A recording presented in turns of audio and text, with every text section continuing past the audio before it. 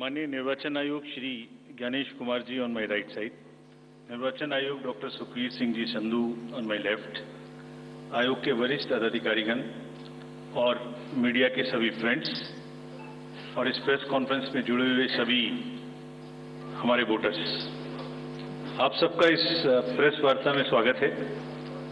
We welcome you all at this press conference, which is about the declaration of the schedule for the ensuing state assembly elections in Maharashtra and Jharkhand. Friends, मैं इस वार्ता को शुरू करने से पहले चुनाव आयोग की तरफ से और आपके माध्यम से सर्वप्रथम हरियाणा और जम्मू कश्मीर के सभी मतदाताओं को, वोटर्स को चुनाव में बहुत ही सशक्त दमदार पार्टिसिपेशन के लिए मुबारकबाद देना चाहता हूं, धन्यवाद करना चाहता हूं। जम्मू कश्मीर की आवाम ने जमहूरियत के जश्न को ऐतिहासिक बना दिया। भारी संख्या में पार्टिसिपेट कर अपने जमहूरी हक का शानदार उपयोग किया और जिसने लोकतंत्र की मजबूत नींव रखी है। दुनिया में सबसे बड़े लोकतंत्र के रूप में भारत हर चुनाव में गोल्ड स्टैंडर्ड्स तय कर रहा है, रिकॉर्ड बना रहा है। इन दोनों चुनावों में जो जज्बा दिखाया गया वो लंबे समय तक याद रहेगा। आप सबको वो पिक्चर्स, वो माहौल निश्चित रूप से याद रहेगा। जम्मू कश्मीर की आवाम ने जमहूरियत के जश्न में लोकसभा चुनावों में जो बुनियाद बनाई थी, उस पर एक बहुत ही सशक्त इमारत असेंबली इलेक्शंस में लिखी है और इस जनादेश ने नई आशाएं और उम्मीदों को संचार दिया है। Now it is over to the people of J&K to take this democratic journey forward. और हम एक नया गोल्ड स्टैंडर्ड और सेट कर रहे हैं। Just to remind you, just to recall, चुनाव घोषणा के समय ही हम अपना इरादा घोषित करने लगे हैं। हम अपनी विल और इंटेंट को पहले बताते हैं और उसे पूरा करके दिखाते हैं। Just to take you down the memory lane, Lok Sabha के चुनाव के समय, अनाउंसमेंट के समय हमने वादा किया था कि हम 4M की चुनौतियों से निपटेंगे और हिंसा, पुनर्मतदान, धन और सोशल मीडिया के दुरुपयोग की अनुमति नहीं देंगे। और आप सब जानते हैं कि हमने वो करके दिखाया। भारत के चुनावों की गोल्ड स्टैंडर्ड्स की कड़ी में हम एक और नया अध्याय लिख रहे हैं। इसी को आगे बढ़ाते हुए J&K अनाउंसमेंट के समय अगर मैं आपको फिर से याद दिलाऊं कि चुनाव से पहले किस प्रकार की थ्रेट्स थीं, आतंकी हमले बढ़ रहे थे। लोग, आप सब लोगों में से बहुत लोग ये भी पूछ रहे थे कि पता नहीं चुनाव आयोग J&K में चुनाव कराएगा कि नहीं कराएगा। और 16 अगस्त को जब चुनाव की घोषणा का समय था तो इसी प्लेनरी हॉल में हमने अप फ्रंट और बोल्ड वादा किया था। और मुझे याद है मैंने कहा था कि जमहूरियत के जश्न में आपकी शिरकत दुनिया देखेगी नापाक इरादों की शिकस्त की कहानी। और वो कहानी आपने सबने देखी और वो कहानी पूरे वर्ल्ड ने देखी। चुनाव को इंड्यूसमेंट फ्री बनाया गया और जहां J&K में चुनाव कराने का विषय होता था वहां सीजर्स में 130 करोड़ रुपए के सीजर्स हुए, which is 100 times more then 2014 elections. तो पहले ये बात भी नहीं होती थी कि सीजर्स भी करना है, इस पावर को रोकना भी है। Similarly in Haryana, seizures were to the tune of around 75 crore, 4 times more than 2019 elections. इन दोनों राज्यों के चुनावों में भी नील रीपोल रहे। There was not even a single repoll in both the states, including the state of Jammu Kashmir. कोई वायलेंस नहीं हुई, zero violence, including the state of Jammu Kashmir. एक भी लाठी नहीं चली, एक भी गोली नहीं चली। आप सब इस बात के गवाह हैं। आपने देखे शिकस्त के नजारे। And let us give an ovation to the voters of Jammu Kashmir and Haryana. चुनाव दर चुनाव घटती हुई हिंसा, बढ़ती भागीदारी, रिकॉर्ड सीजर्स, मतदाता बिल्कुल स्पष्ट संदेश दे रहे हैं that they have full belief, they are very participate in the electoral process।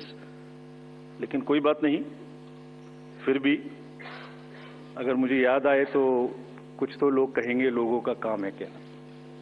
हम उसकी बिना चिंता किए आगे बढ़ते हैं, अपना काम सशक्त तरीके से करते ही आपको विश्वास दिलाते हैं। So friends, now we come to Maharashtra and Jharkhand, जहां पर अब उत्सव का समय है। हाल ही में हमने झारखंड और महाराष्ट्र में विजिट की थी और वहाँ पर political parties, DOs, SPs, IGs, commissioners, enforcement agency सबके साथ बैठक की थी और पूरे व्यवस्था को समझा और उसका रिव्यू किया था. So before we come to the schedule, let me share some basic information about these two states with you.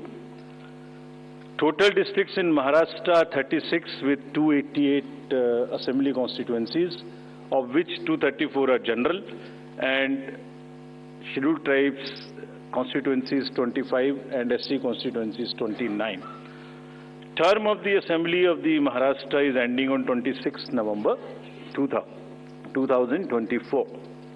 If we talk about the number of electors in Maharashtra, they are 9.63 crores, 4.97 crores male and 4.66 crores female voters. Young voters की संख्या जिस पे काफी जोर दिया गया था SSR में 1.85 crores और उसमें से 20.93 lakhs are first time voters of 18 to 19 age group. If we tell you about the polling stations in Maharashtra, there are total 1,186 polling stations and at 52,789 locations. Urban being 42,604 and rural being 57,582. इस बार भी हम PWD managed booths बनाएंगे, women managed booths बनाएंगे महाराष्ट्र में भी. Model PSS की संख्या 530 रहेगी. अगर झारखंड में की चर्चा करें तो टोटल डिस्ट्रिक्ट्स की संख्या है 24, टोटल असेंबलीज 81, जिसमें से general 44, STs 28 and SCs 9. Jharkhand की असेंबली का टर्म 5 जनवरी 2025 को कंप्लीट हो रहा है और अगर झारखंड में इलेक्टर्स की बात करें तो 2.6 करोड़ वोटर्स, जिसमें 1.29 crore female and 1.31 crore male. First time voters between 18 to 19 years are 11.84 lakh and 66.84 young voters in Jharkhand also. In the centenarian, number of centenarian voters is 1,706 and 3.67 lakhs PWD voters plus 1.14 lakh voters are of the age of 85 and plus in Jharkhand. If I give you an overview of polling stations in Jharkhand, पूरे polling stations की संख्या होगी 29,562 और जो कि 20,221 locations पर फैले हुए होंगे. अर्बन संख्या वहां कम है 5,042 और रूरल परिवेश ज्यादा है, इसलिए रूरल बूथ्स की संख्या होगी 24,520. यहां पर भी women managed booths, youth managed booth, PWD managed booths बनाए जाएंगे. एवरेज वोटर्स की संख्या पर booth is 881. Particularly vulnerable tribal groups पे जैसे मैंने पहले भी आपसे चर्चा की है, कमीशन का उनको एनरोल करने के लिए, उनको एम्पावर करने के लिए बहुत एम्फेसिस है. महाराष्ट्र में 3 PVTGs हैं, कटकरी, कोलम एंड मारियागौंड, और झारखंड में 8 पर्टिकुलरली वल्नरेबल ट्राइबल ग्रुप्स हैं जिनकी आबादी 1.78 लाख है. उसमें असुर, बिरहोर, मालपाड़िया, पहाड़िया, सौर्या, पहाड़िया, बिरजिया, कोवार एंड सावर, इन सबका लगभग 100% एनरोलमेंट इलेक्टरल रोल में किया गया है. सभी DOs ये कोशिश करेंगे कि जो भी बूथ्स इनके यहाँ बने वो बहुत सहज इनके ही परिवेश में बने और इस तरह की स्वीप एक्टिविटी करें कि वो सबके सब अधिकतर मात्रा में अपने मतों का प्रयोग कर सकें. मैं फिर से रिपीट करना चाहता हूं कि सभी पोलिंग स्टेशंस पे एश्योर्ड मिनिमम फैसिलिटीज होंगी. पिछली बार मुंबई शहर से कुछ ऐसी इंफॉर्मेशन या शिकायतें आई थी कि वहां पर कुछ बूथ्स पे ज्यादा पोलिंग स्टेशंस एक जगह होने की वजह से प्रॉब्लम थी. इस बार हमने रिव्यू में बहुत ही सख्त हिदायतें दी हैं, उनको रिव्यू किया, रेशनलाइज किया गया है पोलिंग स्टेशंस को.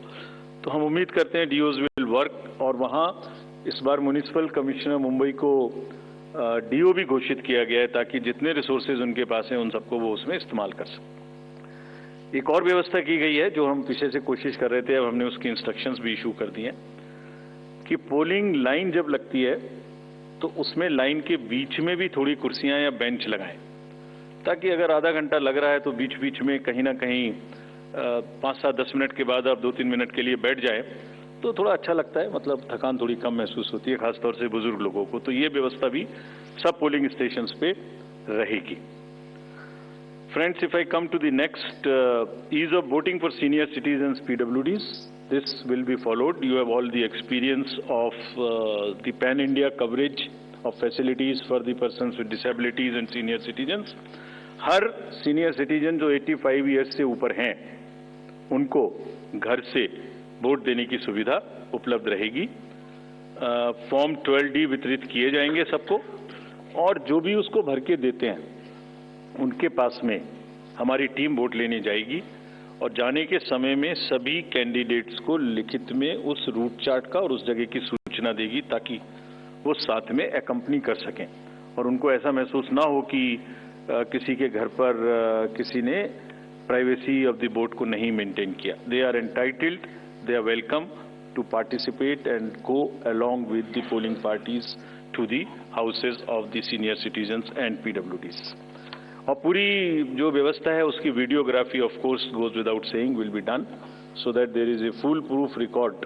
वैसे भी पूरे चुनाव में आप जानते हैं कि कोई भी प्रक्रिया ऐसी नहीं है जिसमें वीडियोग्राफी ना होती हो, जिसका रिकॉर्ड ना रखा हो, सो दैट जहां पर कैंडिडेट्स पार्टिसिपेट ना करते हो और जहां पर वीडियोग्राफी ना होती हो। So every process of this can always be checked and seen. जैसे क्रिकेट में एक्शन रिप्ले होता है, तो अगर वहां गेम के समय एक्शन रिप्ले नहीं हो सकता तो बाद में हर जगह हर प्रोसेस की वीडियोग्राफी को देखा जा सकता है। इसी प्रकार से जो नेक्स्ट अगर मैं आपको बताऊं तो जो टेक्नोलॉजी है उसका हम फिर से बहुत यूज करेंगे। वोटर हेल्पलाइन ऐप में सभी वोटर्स अपनी सारी डिटेल्स देख सकते हैं, वो कहाँ मतदाता सूची में कहाँ नाम है, कहाँ फैमिली टुगेदर है, कहाँ उनको पोलिंग स्टेशन है, वो सब चीज़ देख सकते हैं। CVIGIL of course we have been very enthused. जैसे लास्ट पार्लियामेंट्री इलेक्शन में हमारे 10,000 करोड़ के सीजर्स हुए, जैसे मैंने अभी बताया J&K एंड हरियाणा में भी रिकॉर्ड सीजर हुए। We are sure that in Jharkhand and Maharashtra also the voters the enlightened voters will inform us on C Vigil about any malpractice which they notice in their area and we will reach there in 90 minutes to handle it. सभी candidates जिनकी criminal background है उन्हें अपनी सूचना देनी पड़ेगी 3 बार papers में, और सभी voters as a matter of right can see on our app which is KYC know your candidate. हमने जो मीटिंग्स, मैं आपको सिर्फ सारांश में ये बताना चाहता हूं कि जो मीटिंग्स हमने झारखंड और महाराष्ट्र में की तो DOs स्टेट एजेंसीज को बहुत ही सख्त हिदायतें दी हैं। मतलब बहुत ही सख्त मीन्स बहुत ही सख्त कि वो हर तरीके से फ्री एंड फेयर इलेक्शंस कराएंगे, हर तरीके से लेवल प्लेइंग फील्ड को एस्टेब्लिश करेंगे। उनको ये स्पष्ट बताया गया है कि किसी भी पदाधिकारी के विरुद्ध अगर ऐसी सूचना आती है और ये प्रमाणित होता है कि उन्होंने कोई भी कार्य ऐसा किया जिससे लेवल प्लेइंग फील्ड डिस्टर्ब होती है, एक पार्टी को पक्ष एक पार्टी को नुकसान, तो very stern action will be taken against them. This has been very very clearly told to everyone. किसी भी तरीके का प्रलोभन, वही 4 M's जो पहले हमने बात की थी, मनी का डिस्ट्रीब्यूशन, फ्रीबीज का डिस्ट्रीब्यूशन, शराब का डिस्ट्रीब्यूशन, ड्रग्स का distribution will all be under strict watch. All airports, all landings of the aircrafts in the field will all be checked. There would be extensive polling, the checkposts on the borders of the interstate for checking interstate movement. और कहीं से भी multi disciplinary teams वहाँ बनाने के लिए कहा गया है, यानी जिसमें एक्साइज भी होगा, पुलिस भी होगी, GST भी होगी, ट्रांसपोर्ट के भी लोग होंगे, ताकि वो 24/7 उनकी चेकिंग कर सकें।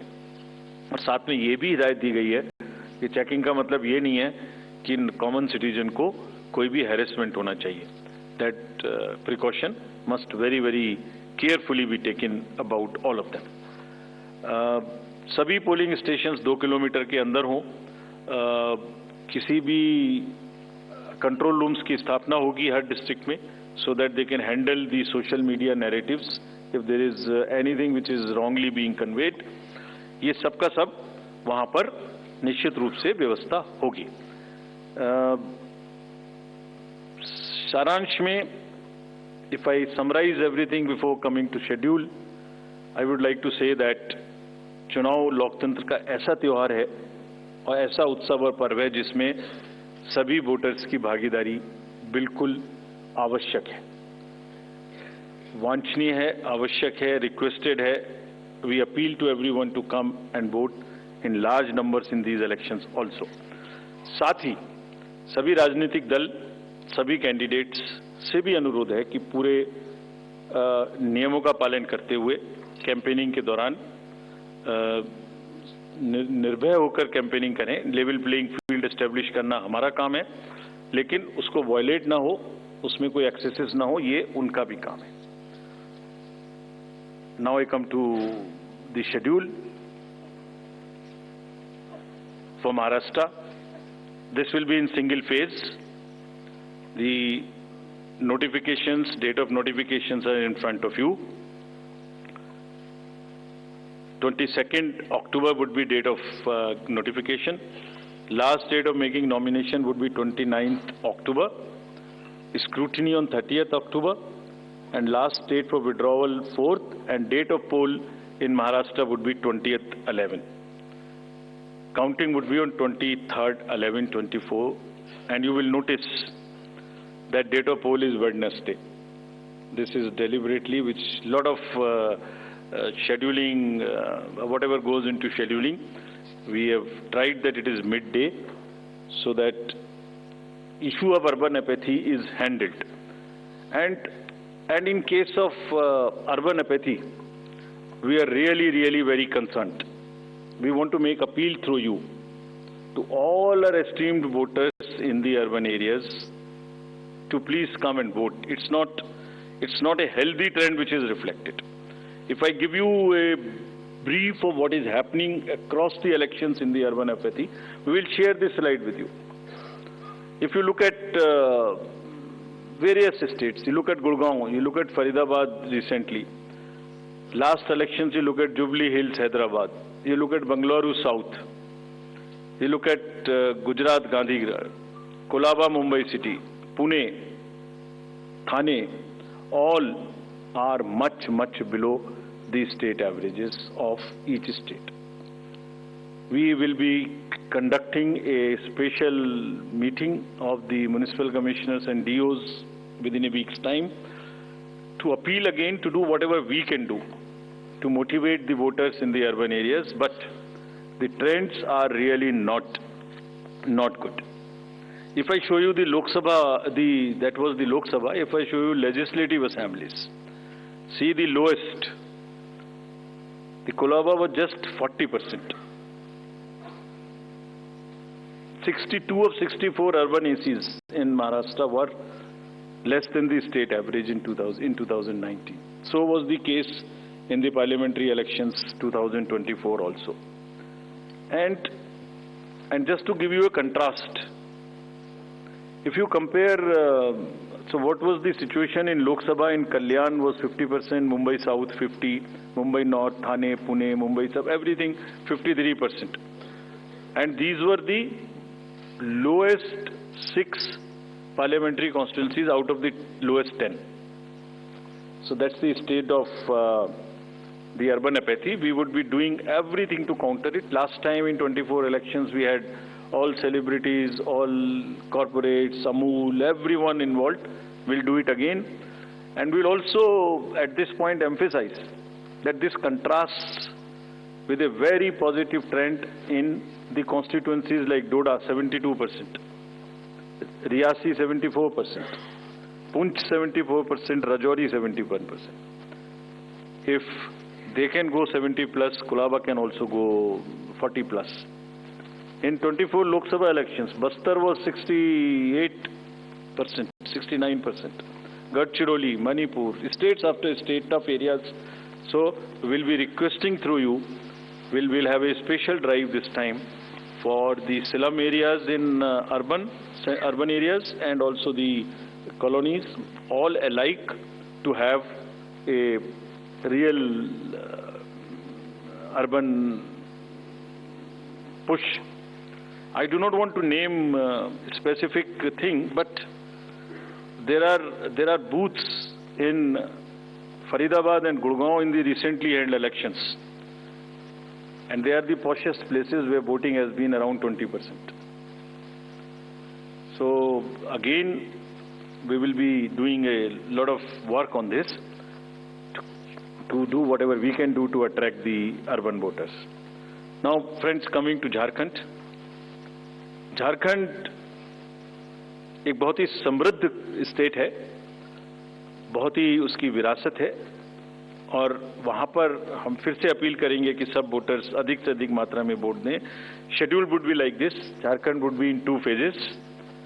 The date of poll, first phase would be on, date of poll would be on 13th November, and the second phase would be along with Maharashtra on 20th November. So the date of issue of notification for Jharkhand phase 1 would be 18th, and for phase 2 would be 22nd along with Maharashtra. Nominations for phase 1 would be till 25th of October, and for phase 2, 29th. This slide we will share with everyone. And date of poll would be 13th November and 20th November, both Wednesdays. And date of counting would be 23rd 11, that is Saturday. With this, we end our presentation with the request that through you, that all the voters of Jharkhand and Maharashtra कृपया बाहर आइए, कृपया vote करिए. लोकतंत्र के उत्सव में आपकी भागीदारी कि हम बहुत ही रिक्वेस्ट करते हैं, अपील करते हैं आपसे. Thank you very much. So bye. So we will come back. We'll come back. So, okay. Sorry. By elections also. By elections. We have 48 ACs and 2 PCs in 15 states. They will also undergo the elections this time. All the 48 ACs and 2 PCs, the schedule would be like this. All except 1 AC and 1 PC, where because of the festivities in some region, all 47 ACs and 1 PC of Kerala would undergo the election along with the phase 1 of Jharkhand. The same schedule. 13th November would be date of poll. And only for 2 ACs, one for assembly and one for parliament. That is Kedarnath in Uttarakhand, because on 12th there is gazetted holiday and dispersal of the parties takes place on that day. Therefore, it is on 20th. And similarly for Maharashtra, except that everything would be during the first phase. Thank you very much. Thank you, sir, for the very comprehensive briefing. Now we will take questions from the media. Please, the gentleman in the blue shirt, please. Thank you. Sir, मेरा नाम प्रशांत लीला रामदास है. मैं news 18 लोकमत से हूँ, और मेरा एक सवाल इस तरह का है कि कांग्रेस ने डिमांड की थी जो वहाँ के पुलिस महासंचालक है रश्मि शुक्ला, इनको हटाने को लेकर, इसको लेकर आयोग क्या सोच रहा है और उस पर क्या निर्णय होगा? Question from that side also. From the pink shirt, second row, Mr. Shailesh Yadav. This was about DG. Right. Sir, अभी सर मैं शैलेश यादव ANI से. अभी हाल ही में चुनाव संपन्न हुए हैं जम्मू कश्मीर और हरियाणा में, और लोकसभा इलेक्शन के बाद देखा गया है कि एग्जिट पोल जो हैं एकदम उल्टे रहे हैं या जो है एकदम गलत साबित हुए हैं. और इसको लेके पब्लिक में सवाल ये उठता है कि एग्जिट पोल में तो सरकार इनकी बन रही है और नतीजा उल्टा है, उस पर ईवीएम पे सवाल उठाए जाते हैं, जिसकी शिकायत आपसे कुछ पार्टियों ने करी थी, जिनका एग्जिट पोल में ये था कि सरकार बन रही है और जब ईवीएम का रिजल्ट आया तो सरकार बदल गई। तो इस तरह के एग्जिट पोल को लेके आपका क्या कहना है, क्योंकि सवाल जब उठते हैं तो आपकी तरफ से जो है बाहर नहीं आता है कि क्या इलेक्शन कमीशन सोच रहा है इस पर? Last row, madam was raising the hand. Please. Yes. So just wanted a clarification for the assembly constituencies and parliamentary constituency by-polls. So it's Wayanad and Nanded, the two parliamentary constituencies voting, right? Yes. Yes, yes. There is a EP. There is a EP pending. Yeah. Gentlemen in the, yes, please. Sir, I am Sandeep Rajgolkar from TV9 Marathi. मेरा सवाल ये है, जो अभी जो सरकार में जो पॉलिटिकल पार्टीज है उनको अब मिले, अपोजिशन को भी मिले, उन्होंने मांग की थी, जो पार्टी अभी सरकार में है उन्होंने मांग की थी कि एक फेज में ही वोटिंग हो, और अपोजिशन ने तब टीका पर की थी उन पर कि 2 या 3 फेज में होना चाहिए। तो उनकी मांग थी इसलिए किया क्योंकि छोटा हो के भी झारखंड में वहाँ पे 2 फेज है और महाराष्ट्र में 1 ही फेज है। We have gentlemen in the first row, please. Good evening sir. सामने सर। मोहित दुबे न्यूज़ नेशन से हूं सर मैं। मेरा सवाल ये है कि ईवीएम को लेके पहले भी आपने बयान दिया है, लेकिन एक बार फिर से ईवीएम को लेके शिकायतें विपक्षी दलों ने हरियाणा को लेके की है, बैटरी को लेके शिकायत की गई है। तो आप हमेशा ये कहते रहे कि निष्पक्षता के साथ हम चुनाव करवाते रहे, तो ऐसे लोगों को आप क्या जवाब देंगे, ऐसे लोगों को आप क्या कहेंगे जो ईवीएम को लेके आपसे शिकायत करते हैं और इस बार बैटरी को लेके शिकायत की गई है? तो पहले इसमें एक प्रश्न जवाब दे देता हूँ। पहला प्रश्न था डीजी महाराष्ट्र के बारे में। So DG's appointment in any state is governed by the procedure where the name of the senior most officers are sent to the UPSC. UPSC selects the person, and there is a Honorable Supreme Court decision on this in Prakash Singh's case. The entire issue of this will be handled as per the legal pronouncements governing the subject. This name has been cleared by UPSC. But however, exactly what has been dictated, what has been ordered in this Honorable Supreme Court's order, this case will be handled according to that. Somebody asked about 2 phases in Jharkhand and 1 phase in Maharashtra. Do you remember how many phases were in Jharkhand last time? 5. And now you are asking about 2 also. There are factors in Jharkhand which are about the Naxal areas and others. There are concerns, therefore there are 2. And Maharashtra was 1, this is 1. Exit polls. Actually, I didn't want to touch this subject, but since you are asking.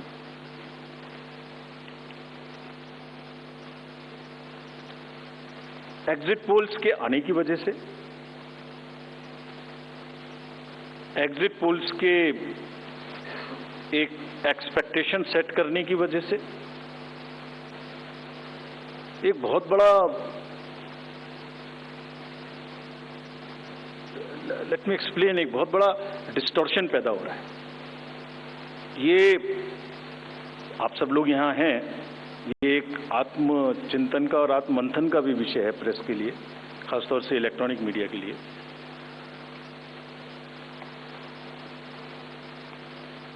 पिछले कुछ election से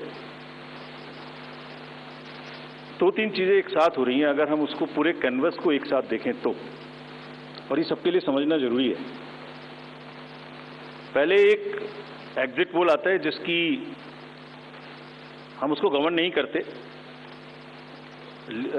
जो established regime है, statutory and judicial regime, उसमें हम उसको govern नहीं करते। लेकिन एक खुद के आत्मचिंतन की जरूरत जरूर है कि वो उसका सैंपल साइज क्या था, उसका सर्वे कहाँ हुआ, उसका रिजल्ट कैसे आया, अगर मैं उस रिजल्ट से मैच नहीं किया तो मेरी क्या रिस्पॉन्सिबिलिटी है, कहीं कोई डिस्क्लोजर्स हैं कि नहीं है, ये सब देखने की जरूरत है बहुत सख्त. There are bodies which govern this. There is NBSA, there are other bodies which self-regulate, and I am sure the time has come that the associations, bodies which govern will do some self-regulation. Because इसी से जुड़ा हुआ दूसरा विषय है जो कि बहुत ही इम्पोर्टेंट है. जिस दिन पोलिंग खत्म हुई उससे रफली थर्ड डे काउंटिंग होती है. तो आज शाम को 6 बजे से एक एक्सपेक्टेशन राइज हुई. सबने सोचा ये होने वाला है, जिसका कोई साइंटिफिक आधार, जिसका कोई लीक पब्लिक में डिस्क्लोजर में नहीं है. जब काउंटिंग का समय शुरू होता है तो 8:05 और 10 मिनट से रिजल्ट्स आने शुरू हो जाते हैं, विच इज नॉनसेंस.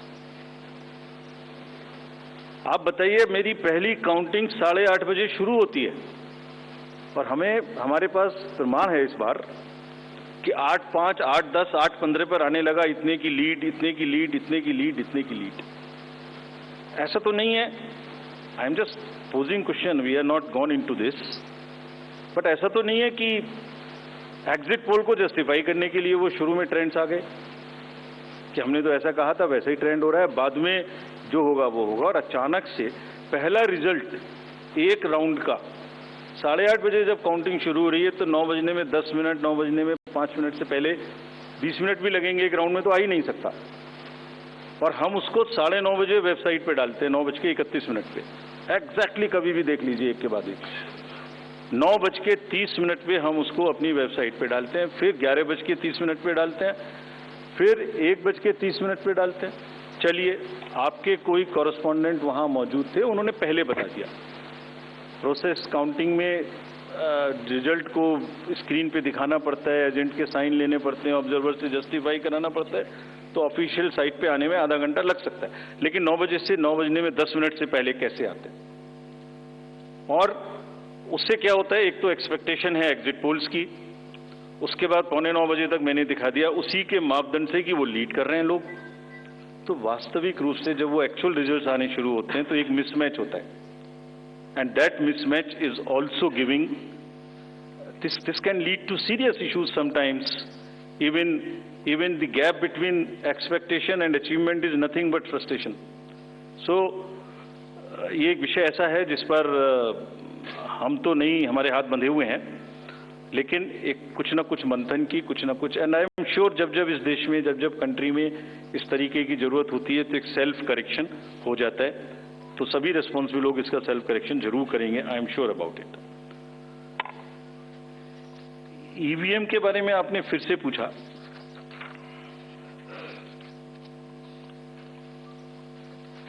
बहुत बार मैं बता चुका हूं आपको, थोड़ा समय लगेगा तो फिर से बता देता हूं. 6 महीने, लगभग 5-6 महीने फर्स्ट एफएलसी शुरू होती है ईवीएम की. मैं 2 बात बता रहा हूं, बस मोटी सी 2 बात. बाकी सब आपको मालूम है, वो टेम्पर नहीं हो सकती, उसमें कोई कनेक्शन नहीं हो सकता. अभी लोग पूछते हैं जब पेजर से उड़ा देते हैं तो ईवीएम को कैसे हैक नहीं कर सकते, ये भी पूछते हैं. जब कोई किसी कंट्री में पेजर से उड़ा दिया तो ईवीएम हैक हो जाएगी. अरे भाई, पेजर कनेक्टेड होता है, ईवीएम कनेक्टेड नहीं होती. एनीवे, 2 बात मोटी मैं आपको बताता हूं, बहुत मोटी. 5-6 महीने पहले एफएलसी होती है, first level checking of the EVMs. और मेरे पास में एक पूरा रिकॉर्ड है. ये हम जो भी ईवीएम की शिकायतें बाय द वे आई हैं, वो हमारे पास 20 शिकायतें आई हैं. हर 20 शिकायत का हम इंडिविजुअल जवाब देंगे, फैक्ट बाय फैक्ट. सो इसमें कोई डाउट नहीं है. We will convey to each candidate to assure, this is our duty. Actually हमारी ड्यूटी है कि अगर कैंडिडेट ये पूछ रहे हैं कि आप बताइए, तो हम उन्हें बताएंगे, निश्चित रूप से बताएंगे, लिख के बताएंगे, पूरा डिटेल्ड बताएंगे और जल्दी ही बताएंगे. तो I am not going into individual cases, और उन सबको पब्लिश भी कर देंगे ताकि आप सबको भी पता लग जाए. But first level checking, randomisation, second randomisation, storage में रखना, स्टोरेज से बाहर निकालना, कमीशनिंग करना, कमीशनिंग के बाद वापिस स्टोरेज में रखना, फिर उसको पोलिंग डिस्पर्सल के दिन ले जाना, फिर उसको बूथ पे पहुंचाना, बूथ पे पूरा दिन वोटिंग कराना, फिर सील करना, फिर वापस स्टोरेज में रखना, फिर काउंटिंग के दिन निकालना, फिर पूरे दिन दिखाना। इसमें हर समय पर पॉलिटिकल पार्टी या उस कैंडिडेट या उसका एजेंट मौजूद रहते हैं। जब मशीन में कमीशनिंग होती है उस दिन उसमें बैटरी डाली जाती है। पहले आया था, पहले और बहुत सारी चीजें आई थी कि वो हैक हो सकती है, उसका वोट इधर डाला तो इधर जा सकता है, कुछ हो सकता है। ये पहली बार आया। अब हम ये भी सोच रहे हैं कि इससे अगला क्या आएगा, हम नहीं समझ पा रहे इससे अगला क्या आएगा, बट लगता है अगला भी कुछ आएगा, रुकेगा नहीं। मतलब कितनी बार। एनीवे, कमीशनिंग बहुत जरूरी है समझना। वोटिंग से करीब 5 या 6 दिन पहले कमीशनिंग होती है। 5-6 दिन पहले उस दिन मशीन में सिंबल पड़ते हैं। तो अब मशीन में अभी तक नई बैटरी उस दिन एक डाली जाती है और सील करके उस बैटरी पे भी कैंडिडेट के एजेंट्स के दस्तखत होते हैं। छोड़िए, मशीन पे तो होंगे ही होंगे। हमें भी नहीं पता, हमने भी पता नहीं कब बनाया था ये नियम, हमारे काम आ रहा है अभी कि वो बैटरी पर भी एजेंट के दस्तखत हो।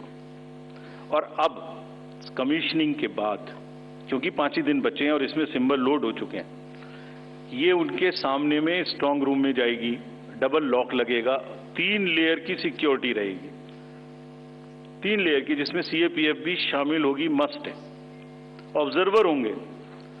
उसके बाद जब वो पोलिंग के डिस्ट्रीब्यूशन के दिन निकलेंगी उस दिन फिर यही प्रोसेस होगा।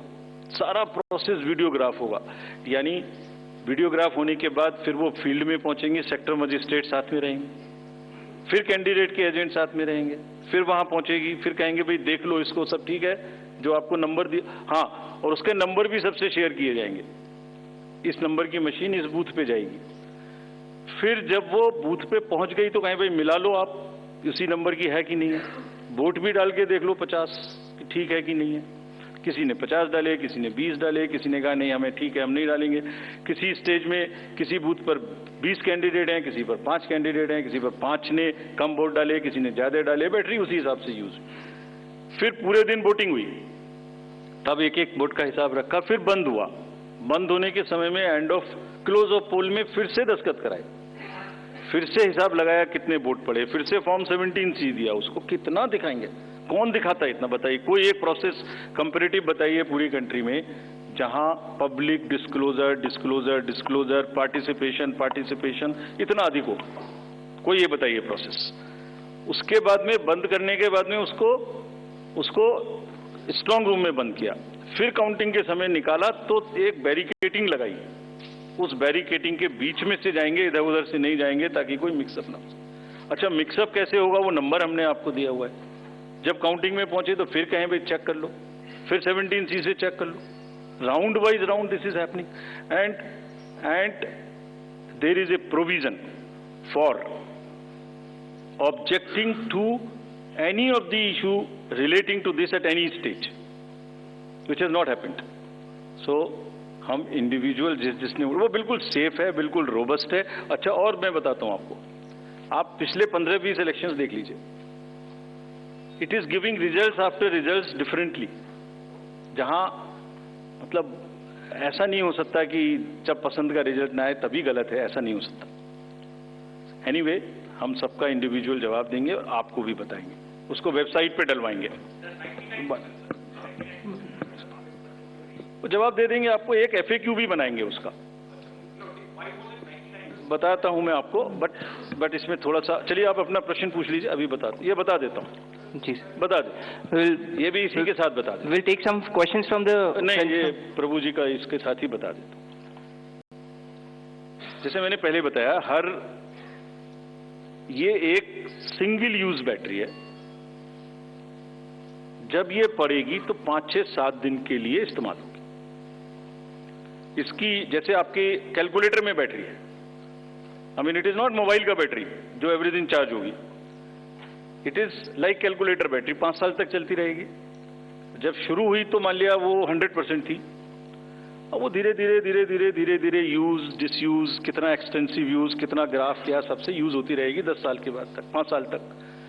5 साल में जब बंद होगी तो पता लगा उससे पहले 3-4% थी, आपको पता नहीं लगेगा, सडनली बंद हो जाएगी। बट हमने प्रोविजन बनाया हुआ है कि जब इनिशियल ये शुरू होगी तो इसकी 2 चीज हुई, एक परसेंटेज ऑफ चार्ज, एक output.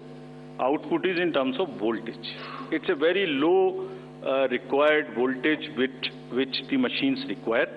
So anything between 7.4 to 8 volt is considered कि ये बिल्कुल परफेक्ट स्थिति में है और इसको आप डाल सकते हैं। तो it is initially marked as that yes it is okay, go ahead, 99% it is charged.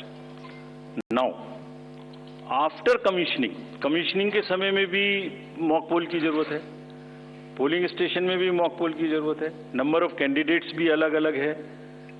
सो ये एवरीथिंग कैन डिफर डिफरेंटली, और जब भी वोल्टेज 7.4 से नीचे आएगी तभी ये एक्चुअल वो दिखाना शुरू कर देगी। This is how it is designed.